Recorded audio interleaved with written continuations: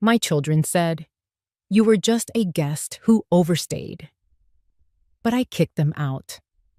Last Thanksgiving, I stood in the kitchen for nearly 3 hours preparing dinner.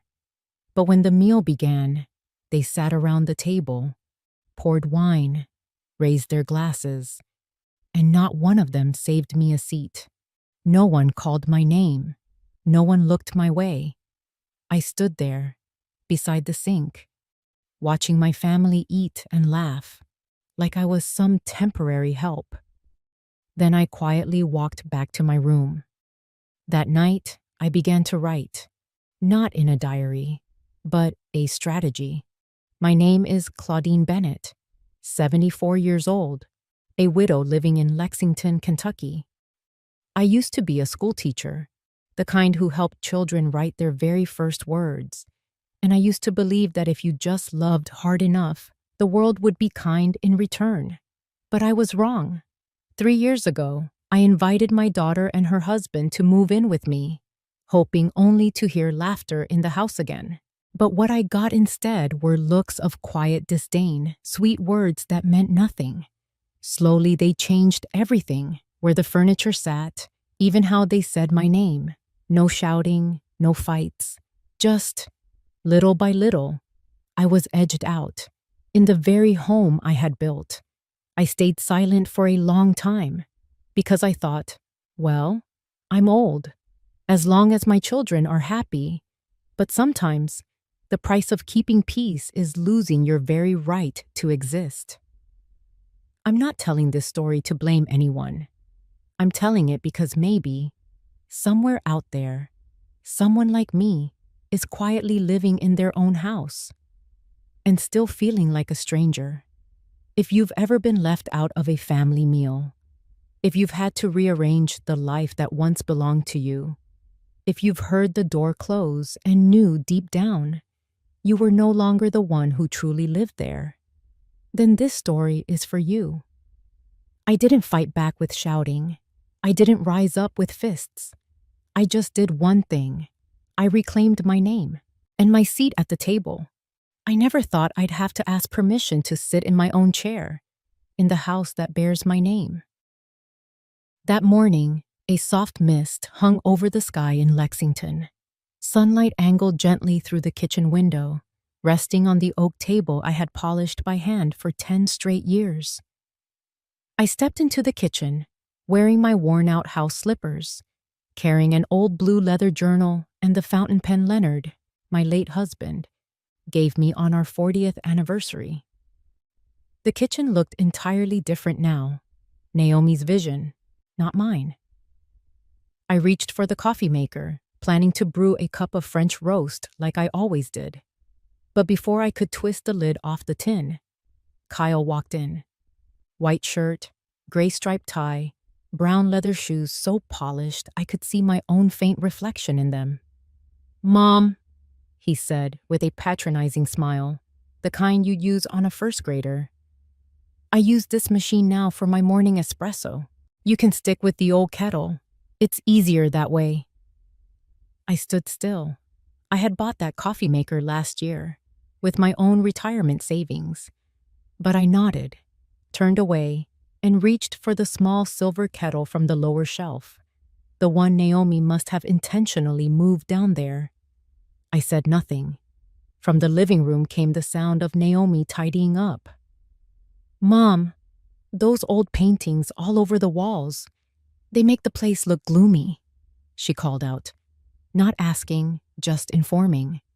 "I'll put them away, swap in some modern prints, brighten things up a bit." Those were the paintings I made in the hardest days after Leonard passed. Each one, a piece of memory.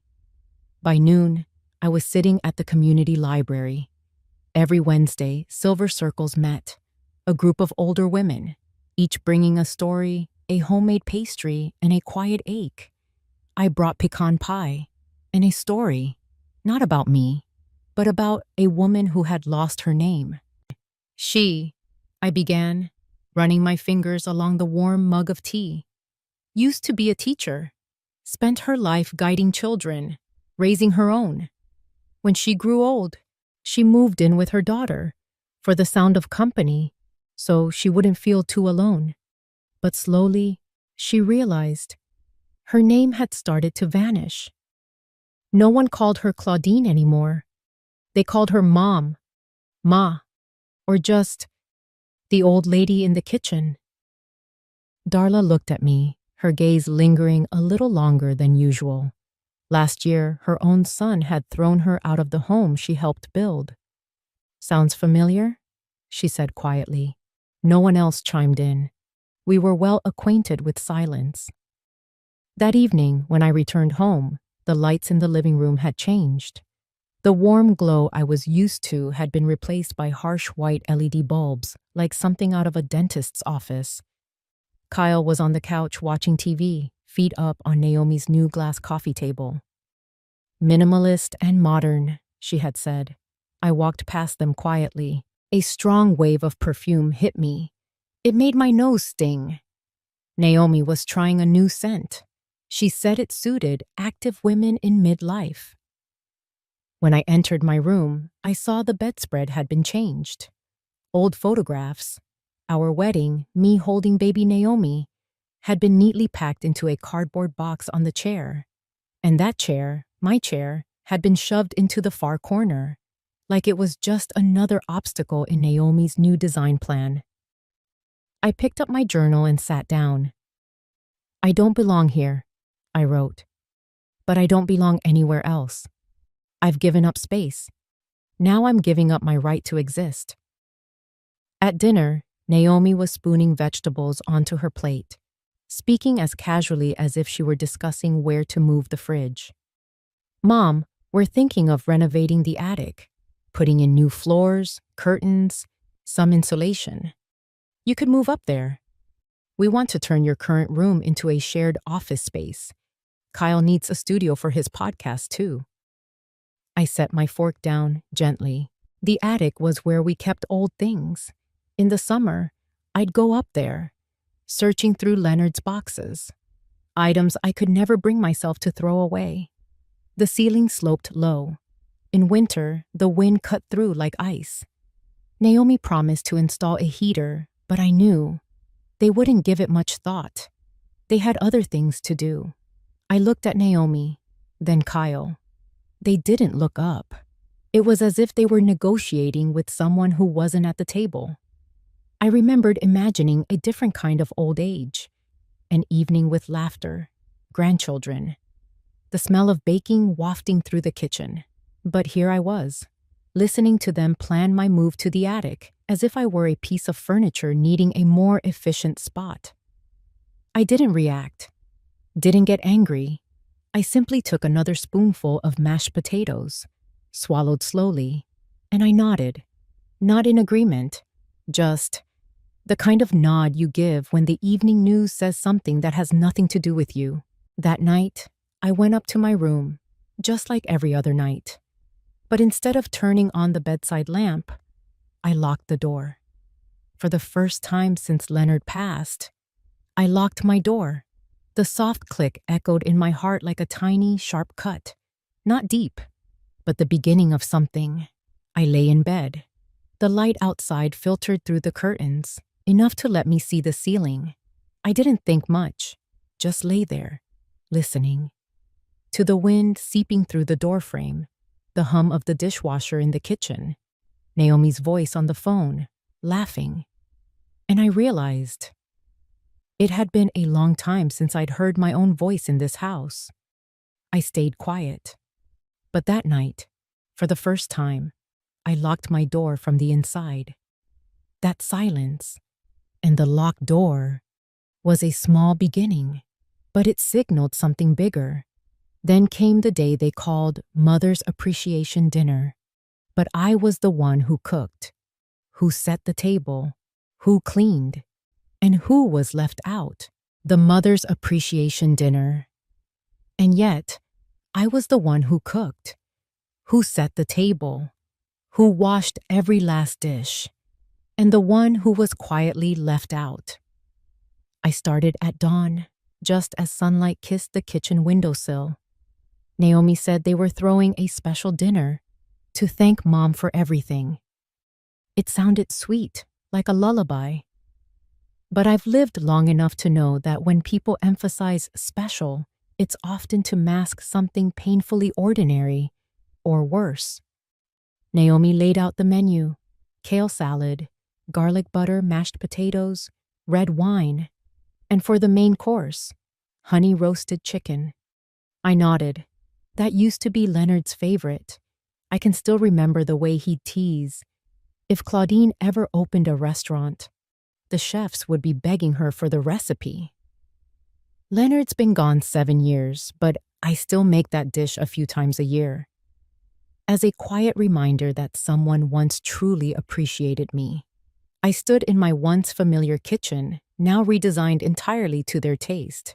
I cooked in silence, hands moving steadily, ears catching bits of Naomi's laughter on the phone, Kyle giving instructions to someone setting the table, and the kids pounding down the hallway like little thunderclouds.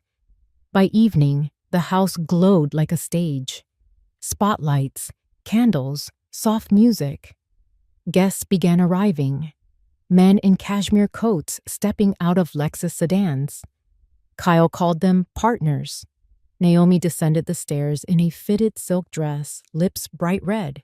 She kissed Kyle's cheek like she was in a perfume commercial.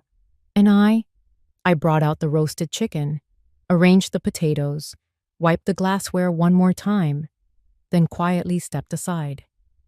Kyle raised his glass in the center of the living room, speaking loudly and clearly. "We're grateful to my mother-in-law for letting us live in this beautiful home.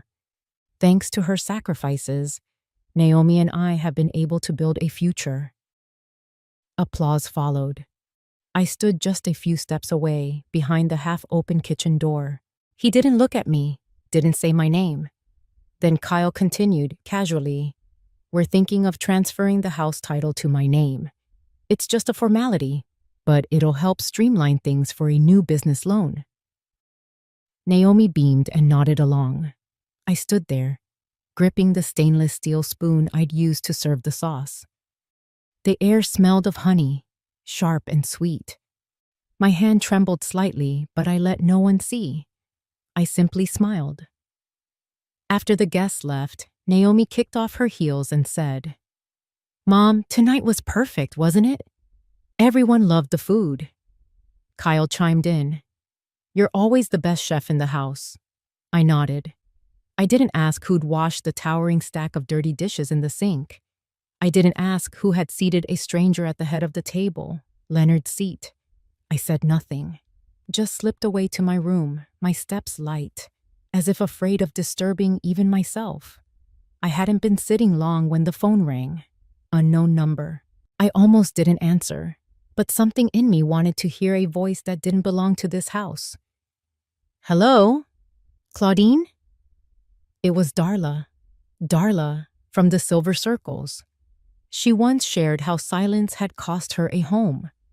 I didn't know why she was calling, but her voice was warm, unhurried. "I just wanted to ask, are you okay today?" Her tone was soft, but it cut straight through. I hesitated. There was a dinner, an appreciation. "Did you cook?" she asked. I let out a small laugh. "And did the dishes too." Darla was quiet for a moment. Then she sighed. "Just because we smile doesn't mean it doesn't hurt. Some of us lose everything because we stayed quiet for too long." I said nothing, but after we hung up, I opened the drawer and pulled out Leonard's old letters. Among them was a business card. The ink had faded at the corners, but the name was still clear. Gerald Beckman, Escar, Leonard's attorney for over 20 years. When Leonard passed, Gerald had helped me with everything: assets, insurance, his final wishes. I once thought Gerald was the end of an old chapter, but now, perhaps he was the beginning of a new one. That night, I wrote a letter, not an email, not a text, a real letter. I still had the textured stationery Leonard used in his study.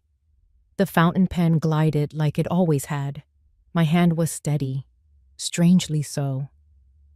Dear Mr. Beckman, I write this from the silence of a house that no longer feels like mine, though my name is still on the deed. I need your help to understand what's happening to the thing I've spent my life protecting. I didn't rant, just listed the facts.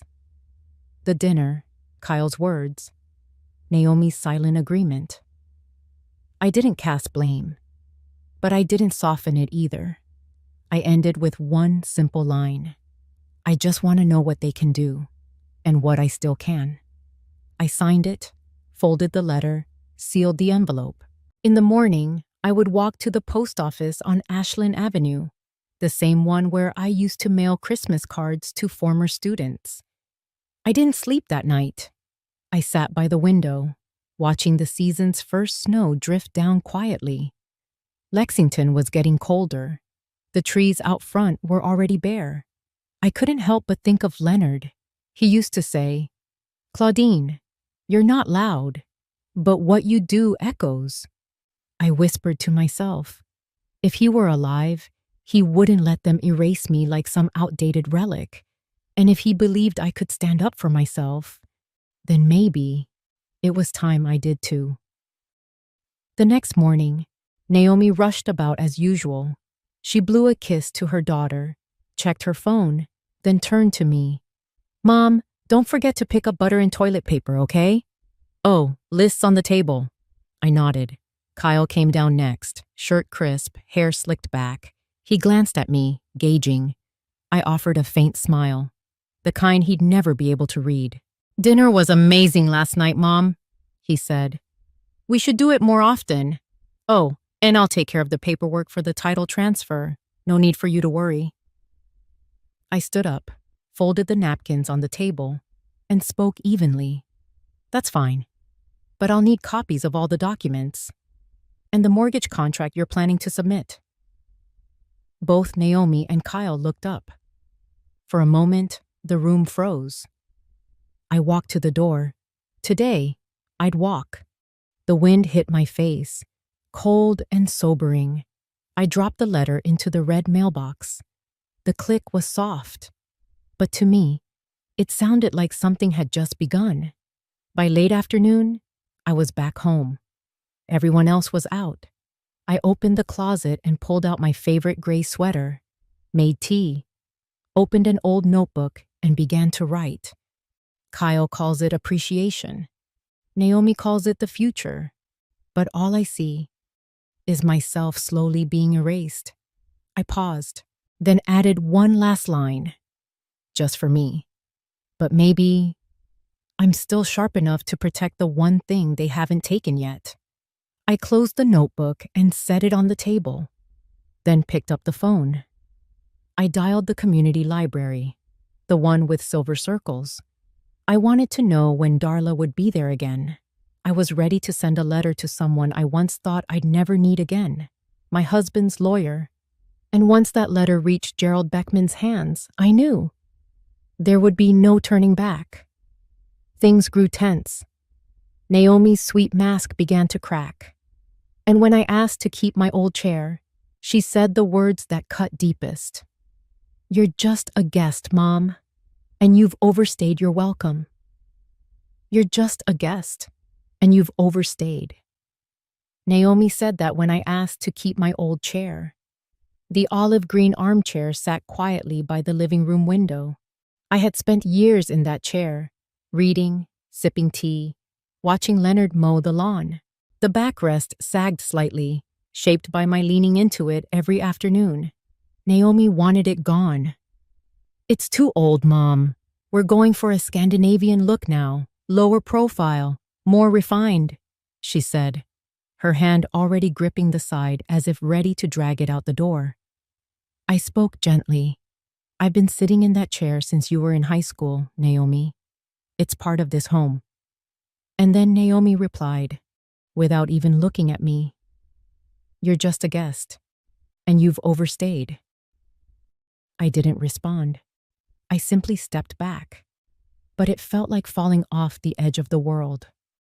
I looked at the chair one last time, then quietly went upstairs. That afternoon, Kyle sent me an email. The subject line read, "Notice regarding residential status." It took me nearly 10 minutes to read through. Not because it was long, but because each word weighed heavier than the last. He cited state laws, terms like independent household and legal ownership. One line was bolded. Your presence is no longer considered essential to the management of this property. I sat down, silent. I didn't reply. Instead, I reached for my journal. For the first time, I wrote in red ink. The pen scratched slightly, as if resisting the truth I was about to write. They are erasing me, piece by piece, but I still have my name. I still have my memory, and I still have my clarity. The next morning, I went to Maple and Muggs. I needed to leave the house. Lexington's first snow dusted the streets like powdered sugar. The cafe was tucked into a quiet corner of the old district, unchanged after all these years. Warm coffee lingered in the air, soft jazz playing in the background. I sat by the window, ordered an Earl Grey and a cinnamon bun. Jody, the curly-haired waitress, leaned in with a smile. "Would you like some milk, ma'am?"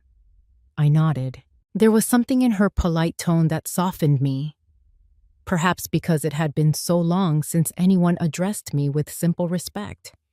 Darla arrived a bit later, thin frame, a light faux fur coat, and a green wool scarf. She sat down without asking. We didn't speak right away. She simply looked at me, then pulled a photo from her bag. A small house, an overgrown front yard. "My home, used to be," she said. Then she told me how her daughter, under the guise of helping with finances, took control and pushed her out. I slept in my car for 3 months. Then I woke up. Now I rent a little place. It's not much, but I'm not afraid anymore. I asked, "What was the first thing you did when you realized?" She looked at me squarely. "Called a lawyer, stopped letting them speak for me." I nodded, eyes drifting to my now cold tea. My fingers brushed my wedding ring. When I returned home, the snow had thickened. On the windowsill, plastic pine garlands and holiday lights were already up. Kyle and Naomi had begun decorating for Thanksgiving and the holidays. But I felt cold, not from the weather, but from the growing emptiness inside.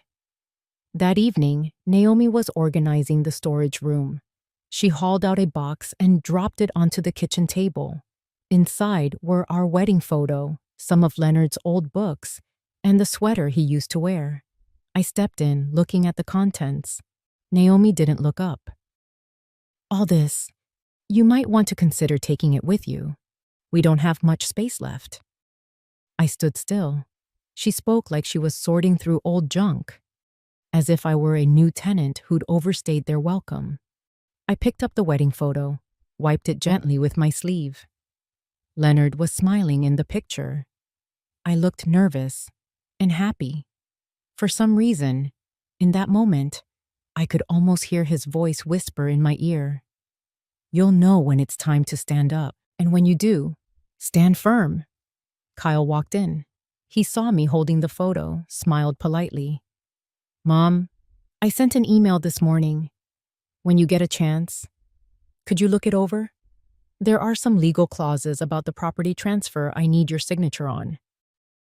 I asked Ed, "Have you spoken to your lawyer yet?" He dodged. "It's just paperwork, Mom. Nothing complicated. The sooner we transfer the title, the better. It'll avoid any red tape." I nodded, but inside, a decision had settled. Tomorrow morning, I would call Gerald, Leonard's lawyer, and ask him to reopen the file on this house's ownership. That night, as I folded the old table linens I kept since Leonard's days, Naomi came in, her face tense, arms crossed. "You're really keeping that chair?" Her voice sharp, high-pitched. I set the linens down. "That's my chair," she snapped. No more sugarcoating. You don't have any rights here anymore. You're just a guest, and you've overstayed." Silence fell. Thick, heavy. I didn't reply. I just looked at Naomi, my daughter, like I was seeing a stranger. Then I turned, walked upstairs, and sat at my vanity. My hand reached for my wedding ring. I twisted it gently. For all these years, I'd never taken it off. Not when Leonard died, not when my joints ached with age. But this time, I slipped it off, slow, deliberate. Not because I stopped loving him, but because I was about to fight alone. I placed the ring in a small velvet box, locked it in the drawer. Then I opened my journal, and with red ink, I wrote, "They think I'm a guest. Let's see what a guest who knows the law can do." I was ready. That letter I had sent. It wasn't just a plea for help. It was a quiet declaration of war. And then, on a quiet morning, came the knock. The mail carrier at the door, a sealed envelope in hand. Naomi opened it, and her face went pale. A mail carrier knocked at the door, delivered a sealed envelope. Naomi opened it, and her face went pale. I was sitting in my old armchair, now moved into my own room. Late morning light filtered through the curtains, casting a soft amber haze over the cover of the book I had yet to finish. The knocking stopped when Naomi answered the door. I couldn't make out the exact words, but her hurried footsteps into the kitchen carried a nervous rhythm. "Some letter from a law office," she muttered, tearing open the envelope. I didn't look. I didn't need to. I had asked Mr. Wilson, Leonard's old attorney, to send 2 separate letters, one for Naomi, one for Kyle, each stating clearly, "This home, according to the deed, tax documents, and will, is the sole legal property of Claudine Bennett. Any attempt to transfer, lease, or mortgage it without her written consent is null and void." Naomi read the first line, then the second. Her face drained, as if the cold had swept right through her spine. Her hand trembled. She held the letter like it might catch fire. I remained still, didn't speak. Let silence do its work. Then, a door slammed upstairs. Naomi hurried off, her footsteps scattered and uncertain. Not long after, Kyle returned. I couldn't hear everything they said in the living room, but some words rose above the rest. "You said the paperwork was done." "I thought she signed already." "You don't need her signature." "I thought..." "You thought? You thought?" Naomi's voice cracked sharp, rare for her. I stood in the hallway's shadow, didn't step out, didn't intervene, let them sink into the confusion they had created. That afternoon, I returned to Maple and Muggs. The cold outside stung sharply, snow falling in gentle flakes. Lexington always looked too peaceful for the storms that brewed inside people. I sat by the window, ordered cream of mushroom soup and chamomile tea. Outside the glass, people hurried by with turkeys and Thanksgiving decor in hand. Jody, the young server, brought over the tray with a warm smile. "For Ms. Bennett," she said. I looked up, nodded gently. Ms. Bennett. The sound of it straightened my back just a little. That night, I came home and quietly began my own work. I moved every meaningful object into my room. My mother's teacup, the first journal I ever kept at 19, a photo of Leonard. I changed the lock, hung back up one of my old paintings, a field in southern Kentucky. Naomi had once called it outdated, too rustic. But now it was my declaration. Kyle discovered the new lock when he tried to step into my room to talk. He knocked loudly. I didn't answer. I was at my desk, writing a letter to Darla by hand. I told her everything, not to complain, but to say, this isn't revenge. It's reclaiming what was mine to begin with. I knew she'd understand. A woman who lost her home to her own daughter, now living in a small third-floor apartment, but at peace. She knew what it meant to lose dignity and to fight to keep it. That night, Kyle sat alone at the dining table, pretending to work, but really waiting for something. Naomi moved quietly, avoiding eye contact. No one spoke of the letter until the next morning. I was making coffee when Kyle entered, holding a black ceramic mug, the one I bought on our last trip to Colorado with Leonard. I had kept it for myself. No one else used it. I saw it in his hand, said nothing, waited. "So you know the law?" His voice was low. I set the kettle down. "I know where I stand." He slammed the mug down. It shattered.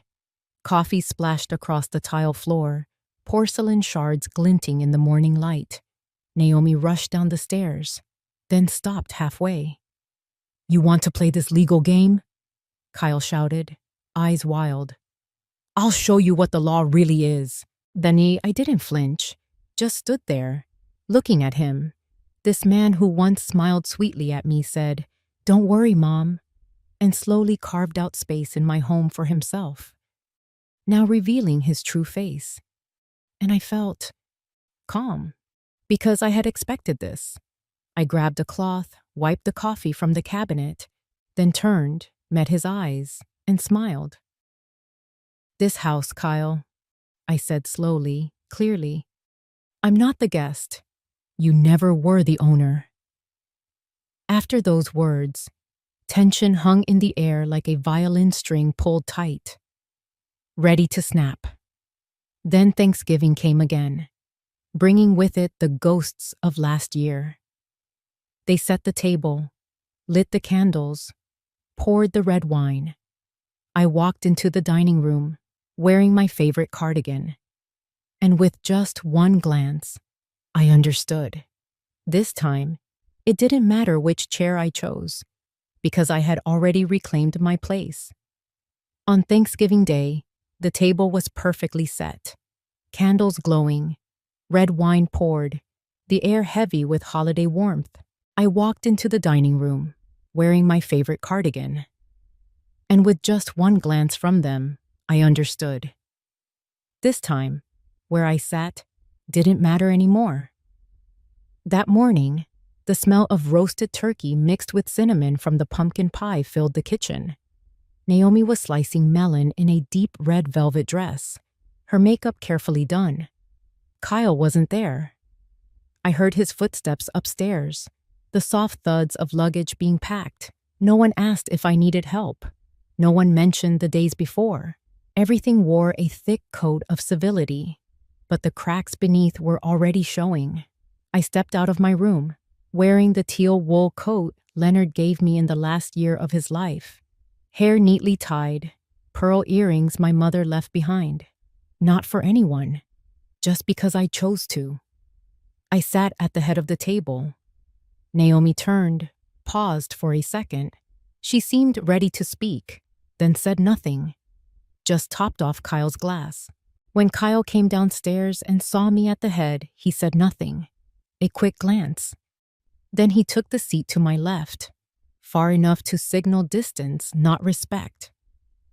"I made the pumpkin dish like you used to," Naomi said, voice overly gentle. I nodded, didn't speak, didn't correct her, didn't compliment. That dish.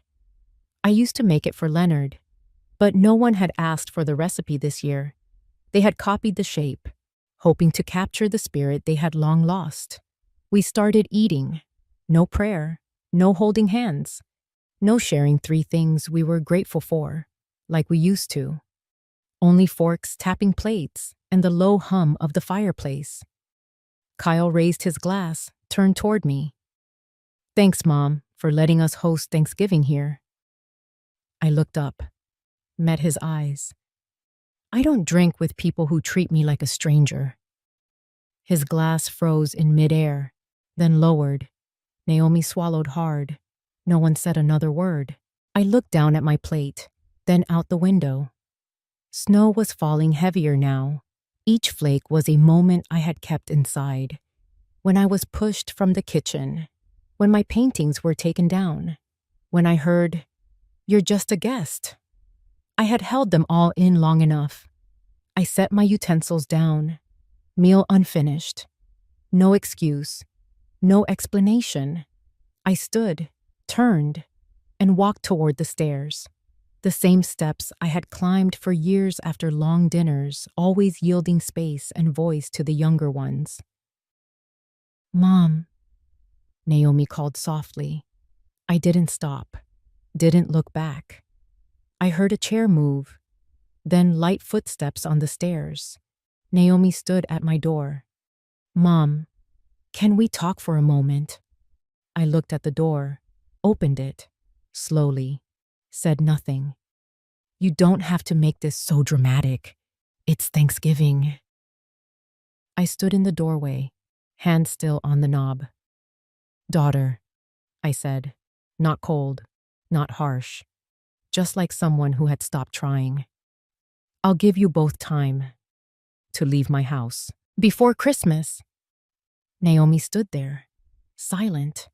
Maybe it was shock, maybe shame, maybe both. I closed the door, didn't lock it. I walked to the desk, pulled out my leather notebook, and started a list. Rooms to repair, curtains to replace, the garden I wanted to replant in spring, not to drive them out, but so I could truly live again in my own home. Next to the teapot sat a small card, a handwritten note from Maple and Muggs. Jody must have left it earlier that morning. Neatly written, "If you'd like some light weekend work, Maple always has a place. And my mom asked if you'd like to come for dinner sometime." I held the card, smiled. Not because I needed the job, not because I was hungry, but because I could see clearly now. A person's worth is never measured by the seat they're pushed from, but by the courage it takes to stand. That smile wasn't just for the invitation. It was for the new life opening ahead. I had stood, and the result of that quiet resistance came on the morning of December 23rd, as snow fell thick outside the porch. I stood there, watching the now empty yard, silent as the calm after a storm. They had left. No note. No goodbye. On the morning of December 23rd, snow fell thick across the front porch. I stood watching the empty yard, as still as I was after a storm. They had left. No note. No goodbye. I had woken to the sound of wheels rolling over the stone path, a sound I used to hear often, back when my husband stepped out each morning to fetch the paper. But now, it sounded different, like an unspoken farewell. I pulled back the curtain. Kyle's black SUV was packed to the brim. Naomi stood beside it, wrapped in a puffer jacket, sunglasses hiding most of her face. Neither of them came inside. Neither waited for me to open the door. They left, without a word, without even a glance back. I didn't cry, only the soft crackle of the fireplace behind me and the chill of early winter leaking in through the doorframe. I wrapped my ash-colored wool scarf around my neck and walked down to the kitchen. It was quiet now, empty, no more juicers, no more blenders whirring in the morning. I stood before the wooden shelf, reached for the old silver kettle, the one tucked away in its box for years. I brewed a pot of tea, not to drink, but to prove. I still had the right to choose what I loved. My hand rested lightly on the cabinet edge. The wood still smelled faintly of polish. I looked around. The living room was clean, peaceful. Our wedding photo, mine and Edmund's, had been rehung, its frame freshly painted, resting quietly on the white wall.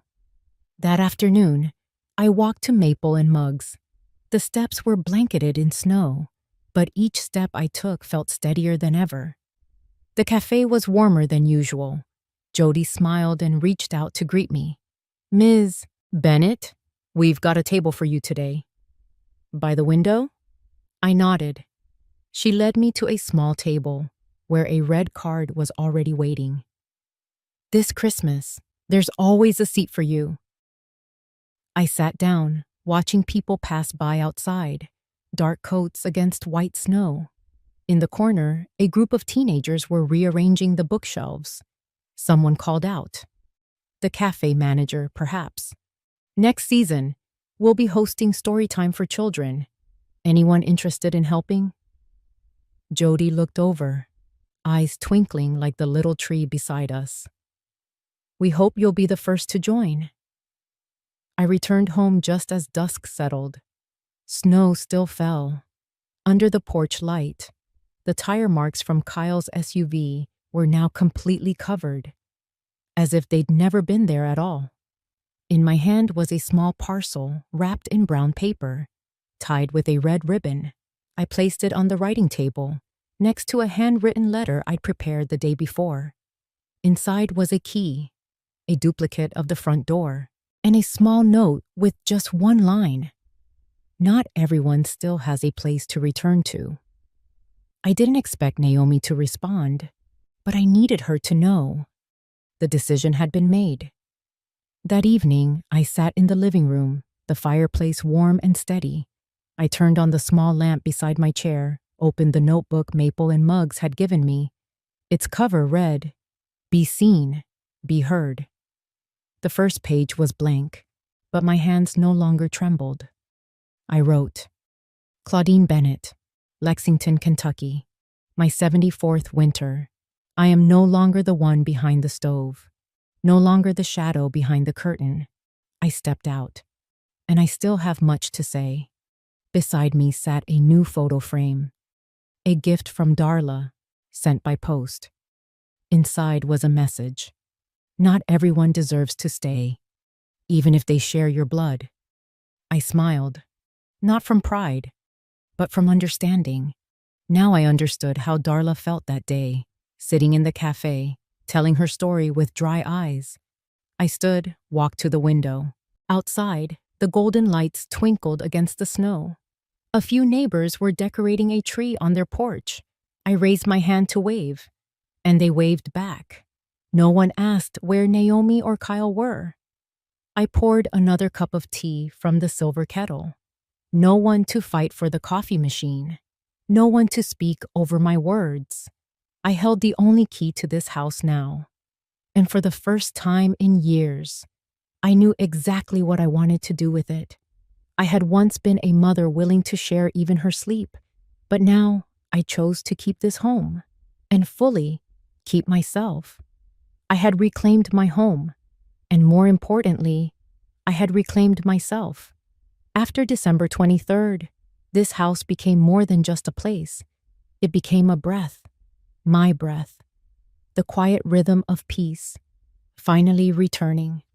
After December 23rd, the house seemed to breathe on its own again. No more slamming doors in the morning, no more hurried footsteps, urgent air, or the quiet pressure to step aside. In the very space that once was my home. The next morning, I made coffee using the old silver kettle, the one Kyle once said I should put away because it looked outdated. I didn't play music, didn't turn on the TV, just cracked open the kitchen window and let the cold wind in, carrying the scent of freshly fallen snow. Silence, but not loneliness. For the first time, I realized peace isn't about how many people are in a house. It's about whether you're allowed to be yourself in it. I began rearranging each small corner of the home. The living room felt brighter with my old painting hung back in place. I changed the curtains, repainted the chipped walls, planted rosemary by the kitchen window. My hands still trembled holding a hammer, but my heart was steadier than ever. I recorded every change in my notebook.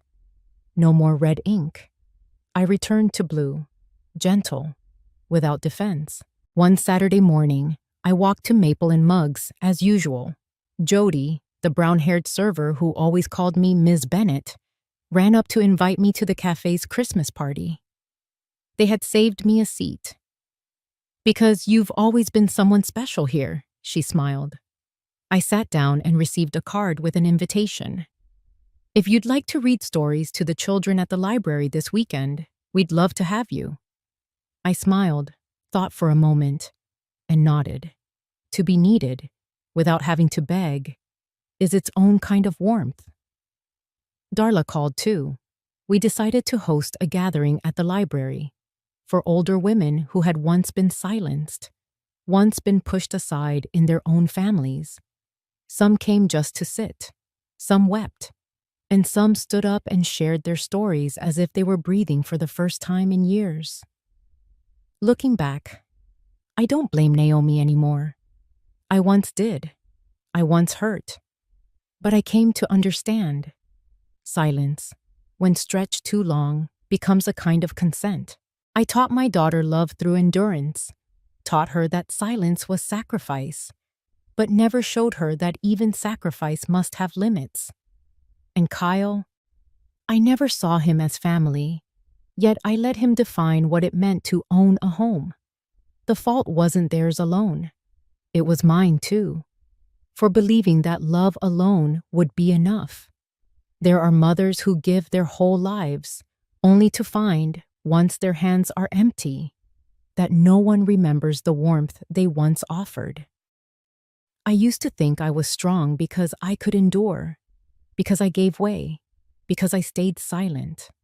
But true strength came when I stood up and reclaimed my place. Awakening wasn't about revenge. It was about refusing to be dismissed. I still keep the old house key in a small box, alongside the letter I sent Naomi. Not bitter, not biting, just one line. I still love you, but I need to learn how to love myself first. It wasn't a closed door, just a threshold, one I would not step backward through again. One early morning in the new year, I sat in the armchair by the window, a cup of Earl Grey in my hand, soft light falling across the freshly polished floor. Outside, the snow had begun to melt, revealing dull patches of brown grass. I opened a new notebook and wrote the first sentence of my memoir. Hold on to a seat for yourself, even if it's only in the house you built with a lifetime. And I smiled, not because I'd won, but because I was still here, whole.